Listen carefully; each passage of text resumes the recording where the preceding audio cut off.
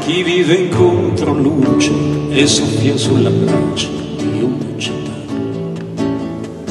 senza leggere il giornale sa che musica fare e prima o poi la fa, e lavora di lima sotto questo clima che è un tiro di dado per tutto il tempo che ha speso in vicolo teso tra virtù e degrado.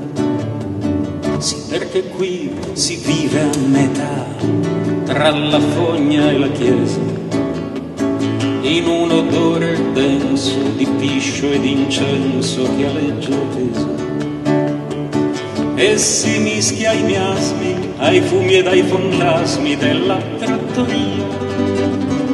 Poi si ingamba e cade su un ex voto di spade ai piedi di Maria.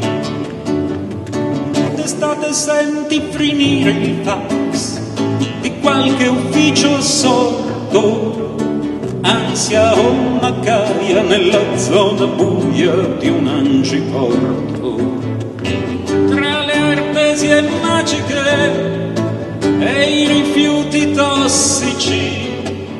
Qualche volta pensaci, pensaci che quando piove piove viola e la fognatura deve pur saltare. L'acqua scova e scola la sua sepoltura rinascimentale.